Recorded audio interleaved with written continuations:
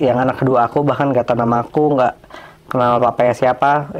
It's really hard. Aku udah belajar Alkitab 4 tahun. Kita sekolah belajar Alkitab 4 tahun. Setelah itu aku punya komentari 8.000 buku untuk belajar ekspositori dari setiap ayat-ayat. Sampai hari ini aku nggak ngerti perempuan.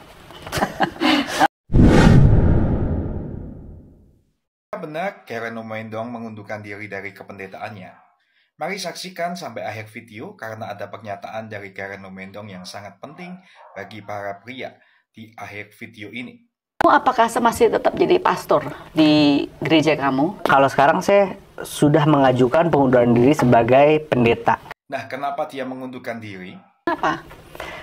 Karena saya mau fokus kepada perjuangkan hak saya untuk bertemu anak-anak saya yang dijamin Undang-Undang Indonesia dan juga dijamin Undang-Undang Australia. Nah, saya keluar dari kependetaan itu karena saya lihat gini, pendeta itu bukan sebuah pekerjaan tapi panggilan. It's a calling gitu. Like if you're a businessman, wherever you're placed, you're gonna make money gitu. Tapi ada jiwa fightingnya dan dimanapun saya ditempatkan, saya mau melayani, saya rindu melayani, and I know I will get back soon. Ada 3 alasan yang membuat Karen mengambil keputusan mengundurkan diri dari kependetaannya ini. Nah, ketika aku mengundurkan diri, ada 3 hal. Yang pertama, aku jadi nggak mencoreng nama baik dari organisasi. Yang kedua, aku nggak jadi batu sandungan bagi pejabat-pejabat lain ketika aku pursue mau itu secara hukum atau viral, sosial media, even podcast seperti ini gitu. Nah, yang ketiga ya, what kind of father that won't do anything for their sons? Justru contohnya Bapak kita di surga, kalau dalam percayaan saya, dia mengorbankan anaknya yang tunggal ya untuk kita gitu. So I do it for my sons. Tell me, soalnya kayaknya mungkin banyak orang tidak tahu kasus ini atau mungkin orang belum tahu, bisa coba di refresh nggak sih what happened? Sebenarnya kasus ini unik karena ini soal pemisahan antara orang tua dan anak yang kesannya dirampas. Makanya kalau misal di bahasa Inggris itu namanya parental alienation. Cuma di Indonesia itu sangat nggak ngetren gitu bahasa itu. Saya sebutnya pembegalan anak. Karena begal itu artinya penyamun, penyamun itu artinya rampas, benar-benar dirampas.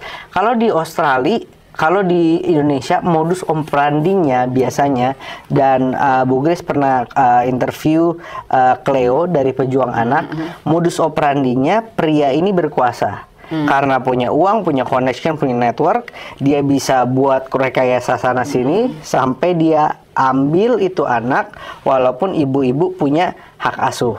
Nah, kalau di Western country berbeda. Wanita buat false allegation di pengadilan dan tanpa ada pembuktian dari tanpa ada apapun dari sisi prianya, judge langsung bisa memutuskan untuk berpisah dengan anak. Apakah saat ini statusnya Karen masih menikah atau sudah bercerai? Jadi kamu bilang bahwa istri kamu masih nikah atau udah cerai? Masih menikah, saya nggak diceraikan dan nggak bercerai. Istri kamu menuduh kamu sesuatu hal di Australia. Saya bilang biasanya modus operandi seperti itu. Tapi di kasus ini apakah terjadi demikian? Saya tidak bisa confirm dulu untuk saat ini. Tapi jadi begini, kamu punya 2 anak? Iya, betul. Benar, umur berapa mereka? 7 tahun dan umur 3 tahun, Noah sama Judah. 7 sama 3 ada 2 laki-laki ya? Yep. Alright, mereka saat itu bersama dengan istri kamu, semua atau keluarga ada di Australia? Iya. Alright, ini tahun berapa tahunnya? 2021. Jadi pas dari COVID kamu semua di Australia, Lalu apa yang terjadi di dalam keluarga Karen ini? Terus apa yang terjadi? Sebenarnya yang terjadi adalah we've lived a bit separately gitu, dan waktu itu dia yang mengajukan untuk kita live separately karena kita ada pertengkaran. Habis itu kalau di sana tuh langsung dipanggil polisi sama tetangga. Nah, pertengkarannya nggak ada kekerasan fisik atau apapun, tapi suara yang tinggi. Nah, dari situ she wants to, ya kita kalau nggak pisah dulu sebentar, but we're still together. Di Alkitab pada ayat yang berkata tidak apa-apa berpisah untuk sama-sama berdoa, introspeksi diri. So I agree with that. Tapi lama-kelamaan itu justru berapa lama? Dari yang planet 2 months jadi 6 months. 6 months itu kamu bisa terus? Dari situ tiba-tiba ada sebuah kertas yang membuat polisi itu punya hak untuk mengkriminalisasi aku kalau misalnya aku mengkontak, berbicara dan sebagainya. And honestly, it's a bit hard for me to talk about this karena ini pertama kali saya terbuka, apalagi di forum yang lumayan besar gitu. Selama 6 bulan tersebut, ketika kamu berantem dan live separately itu, apakah masih mengontak anak-anak kamu dan istri kamu? Masih punya hubungan. Masih ngobrol? Masih. Masih ketemu juga? Right then we were living, half of the time we're living one roof. Tapi kemudian kan udah live separately kan? Jadi kalau di Australia itu ada yang granny flat. Jadi kayak nyambung rumahnya. Gitu. Ya nyambung rumahnya tapi beda kamar. Tadi kamu masih ketemu lah begitu dengan masalah sampai satu hari itu ada surat. Surat itu surat apa sih? Maksud saya boleh tahu nggak sih?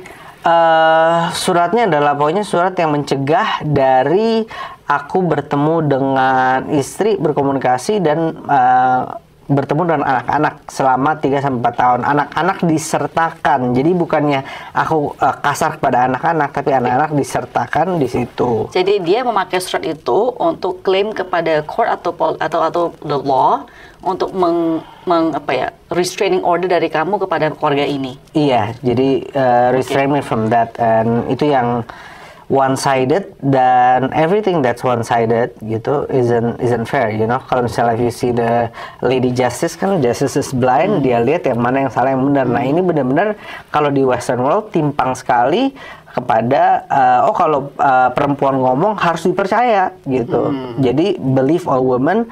Nah makanya banyak grup ayah-ayah di Australia yang sangat very at risk, yang benar-benar mereka buat grup khusus jauh dari anak, mereka suicidal rate-nya tinggi, mereka seek mental health sulit. Jadi most victims of like suicide, mental health and all that sebenarnya di Australia is male gitu.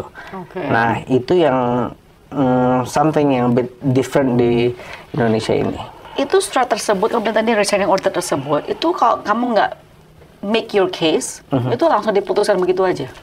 Kamu nggak bisa gini appeal atau deny or whatever, itu nggak bisa. Bisa appeal if I use a lawyer, if I have enough money untuk sewa Australian law practitioner. But you do have money, to be honest. I mean, you're not poor.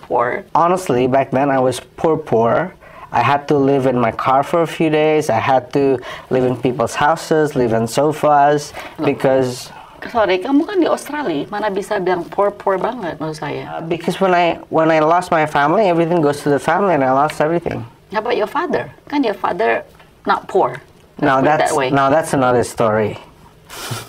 But it's linked gitu menurut saya gitu loh. Kenapa kamu nggak pakai lawyer juga untuk appeal? Maksud saya itu pertanyaan saya. Why? Because beda approach antara Gen X sama my age. Gimana? Tell me. Beda approach di mana kalau di Indonesia hukum itu untuk fight, untuk bercerai. Kalau di Australia hukum itu untuk kita duduk mediasi, untuk kita ngobrol berdua. Alright. Jadi kamu ada mediasi juga ternyata kan? Karena aku nggak disetujui pakai lawyer, aku nggak di-fund pakai lawyer, dan aku nggak di-fund selama di Australia.